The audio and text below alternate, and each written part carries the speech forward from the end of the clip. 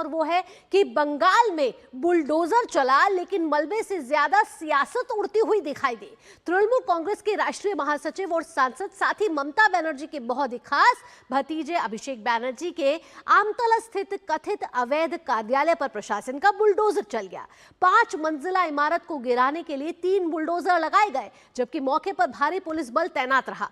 प्रशासन का दावा है कि इमारत बिना स्वीकृत नक्शे के बनाई गई थी और पहले नोटिस भी जारी किए गए थे। उधर टीएमसी की तरफ से भी सफाई आई है, इसे राजनीतिक प्रतिशोध बताया है, जबकि बीजेपी का कहना है कि कार्रवाई सिर्फ अवैध निर्माण के खिलाफ हुई। आइए ग्राफिक्स के जरिए आपको बताते हैं कि आखिरकार बंगाल में बुलडोजर क्यों चला और आमतला की इस दफ्तर में आखिरकार क्यों चला। चलिए आपको ग्राफिक्स का रुख करके बताते हैं कि ममता बनर्जी के बहुत खास और भतीजे अभिषेक बनर्जी का जो दफ्तर है वो जमींदोज कैसे कर दिया गया। ये तस्वीरें आप देख रहे हैं, ये वो दफ्तर है जिस पर बुलडोजर चला और अभिषेक के ऑफिस पर ये बुलडोजर चला। और आपको बताएं इस दफ्तर के बारे में कि डायमंड हार्बर में अगर कोई खास मीटिंग्स होती थी तो इसी दफ्तर में हुआ करती थी और अवैध निर्माण पर यह बड़ा एक्शन लिया गया है।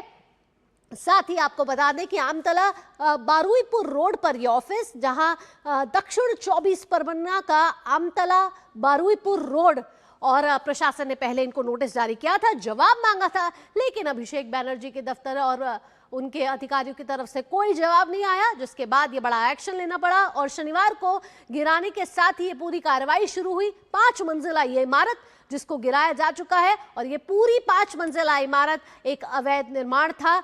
लेकिन राजनीति के लिहाज से ये दफ्तर बड़ा खास माना जाता था। जब टीएमसी का कार्यकाल था, कहा जाता था डायमंड हार्बर में अगर कोई भी सियासत में कोई बदलाव है या वहां कोई रणनीतियां बन रही हैं तो यहीं से बन रही हैं। चलिए तस्वीरों के जरिए आप देख रहे हैं, ये वही दफ्तर है अभिषेक बनर्जी का, वो दफ्तर जो आमतला में स्थित और डायमंड हार्बर से सांसद ममता बनर्जी के भतीजे बिना दस्तावेज के हुआ था निर्माण। हालांकि वो कह रहे हैं कि मेरे पास बहुत पूरे दस्तावेज हैं, लेकिन जब उनसे नोटिस भेजा गया, जवाब मांगा गया, तो अब तक जवाब क्यों नहीं आया।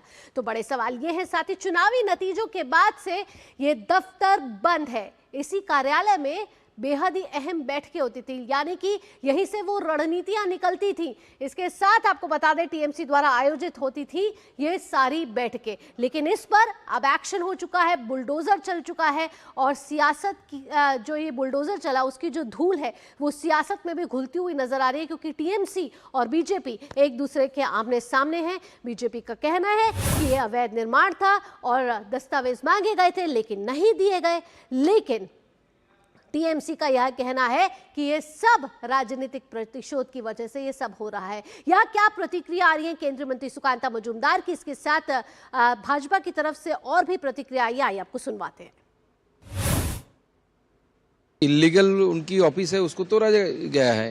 अब वो अगर लीगल है उनका तो पार्टी उनका जो ऑफिस है तो दिखाने के लिए बोलिए पेपर्स। कोई भी व्यक्ति कानून के ऊपर नहीं हो सकता। अभिषेक बनर्जी भी अगर अपना घर भी बनाएंगे तो उनको कानून के हिसाब से बनाना पड़ेगा। नया पश्चिम बंगाल में जो सरकार बना, ये सारे अनऑथोराइज कंस्ट्रक्शन को तोड़ रहे हैं। कौन लीगल है कि नहीं है ये तो इसके लिए न्यायालय है, वहाँ जाकर बोलिए। सरकार जो निर्णय लिया वो सोच समझ के लिया, दस्तावेज के ऊपर निगरानी करके लिया। तो अभी गलत है तो उसके लिए कोर्ट की दरवाजा खुला हुआ है। इलीगल काम को तोड़ा जा रहा है।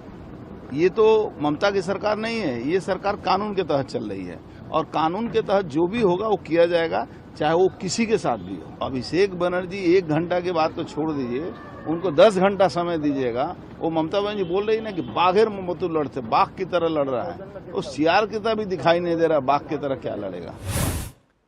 तो भाजपा की तरफ से साफ कहना है कि कानून व्यवस्था के लिहाज से ये सभी एक्शन लिया जा रहा है और अभिषेक बनर्जी को आप 1 घंटा दे दीजिए या फिर आप 10 घंटा दे दीजिए, वो सवालों का जवाब देना जो है उसमें कहीं ना कहीं देरी या फिर कहीं वो देना ही नहीं चाहते, क्योंकि दाल में कुछ काला जरूर है। सौरभ दत्ता हमारे साथ लगातार जुड़े हैं, एक बार फिर से सौरभ से जानते हैं इस घटनाक्रम पर अपडेट। सौरभ, जानकारी तो ये भी है कि अभिषेक बनर्जी के सिर्फ ये दफ्तर नहीं, उनके परिवार को ले लीजिए, उनके रिश्तेदारों को ले लीजिए, तो करीब करीब देखें तो इस अवैध निर्माणों पर 17 नोटिस उनको इस समय मिले हुए हैं। लेकिन जो ये डायमंड हार्बर की सारी राजनीति का जो एक गढ़ था वो इसी दफ्तर में था, जो अब ध्वस्त हो गया क्योंकि दस्तावेज नहीं थे। भावना देखिए, रस्सी जल गई पर बल नहीं गया। कल जब ये कार्रवाई हुआ आमतला में, ये कार्रवाई पहले तो क्यों हुआ? पहले इसलिए हुआ कि इसका जो अनुमति नहीं था, इसको अनुमति नहीं लिया गया था। इसी के चलते जब अनुमति नहीं लिया गया, उसके तरफ जब नोटिस भेजा गया और उसके चलते ये कार्रवाई हुआ। और ये अभिषेक बनर्जी का सांसद कार्यालय भी था और पार्टी ऑफिस भी था। लेकिन इसके चलते अभिषेक बनर्जी ने बयान क्या दिया? अभिषेक बनर्जी ने बयान ये दिया कि जब वो लोग वापस आएंगे, टीएमसी फिर वापस आएंगे तो बीजेपी का एक भी पार्टी ऑफिस नहीं रहेगा। जैसा उन्होंने दिखाया है वैसा ही उनको लौटाया जाएगा, सूद समेत। तो ये कहने का मतलब ये है कि ये अभिषेक बनर्जी वो अभिषेक बनर्जी है जो कमेंट किए थे कि 4 मई के बाद डीजे बजेगा, उसको लेकर उनको वॉइस सैंपल देना पड़ रहा है। अभी वो मामला कोर्ट पे है।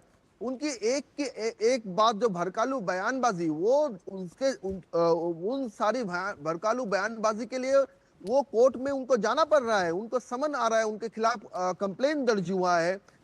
लेकिन फिर भी वो भड़कालू बयानबाजी से बास नहीं आ रहे हैं। कल जो स्टेटमेंट उन्होंने किया कि जब यहाँ पर तृणमूल की सरकार वापस आएगी, ऐसा वो सोच रहे हैं कि वापस आएंगे, ऐसा वो उम्मीद लगा रहे हैं। उम्मीद से दुनिया कायम है, टीएमसी भी कायम है, कालीघाट टीएमसी कायम है, क्योंकि जो सारे विधायक है वो तो ऋतव्रत तृणमूल के पास चले गए हैं। लेकिन इसी के लेकर भी अभिषेक बनर्जी का ये बयान है कि अगर वो लोग उनसे खफा है तो वो इस्तीफा दे देते हैं, 1 घंटे के भीतर आने बोले, कोई नहीं आएगा। ये सब पॉलिटिकल बयानबाजी चल रहा है। लेकिन एक बात तय है इस पूरी घटना से कि बंगाल बदल रहा है, और वो बंगाल बदलते हुए बंगाल का जो चेहरे एक के बाद एक सामने आया है। आज भी अगर आप देखेंगे तो गृह मंत्री अमित शाह कल बॉर्डर को लेकर बैठक किए, और आज इस वक्त मैं जहां खड़ा हूं अलीपुर में, वहां पर मेरे दाहिने ओर यहाँ पर बिल्कुल सौरभ, तो साफ तौर पर है कि और शुभेंदु बैठक अधिकारी चल रहा की है, लॉ एंड सरकार ऑर्डर इस समय सिचुएशन एक्शन मोड पर है और कानून व्यवस्था जो चरमराई हुई थी टीएमसी के कार्यकाल के दौरान, कहीं ना कहीं उसको दुरुस्त करने की भरपूर कोशिश के साथ शुभेंदु अधिकारी सरकार एक के बाद एक ये फैसले लेते हुए नजर आ रही है, जिसमें अभिषेक बनर्जी का जो अवैध निर्माण का ये जो दफ्तर था उसको ध्वस्त किया जा चुका है बुलडोजर के द्वारा। सौरभ, तमाम जानकारियों के साथ आपका बहुत बहुत धन्यवाद। वक्त हो चला एक छोटे से ब्रेक का, लेकिन जब ब्रेक के बाद लौटेंगे तो आपको बताएंगे कि एक मौलाना जिस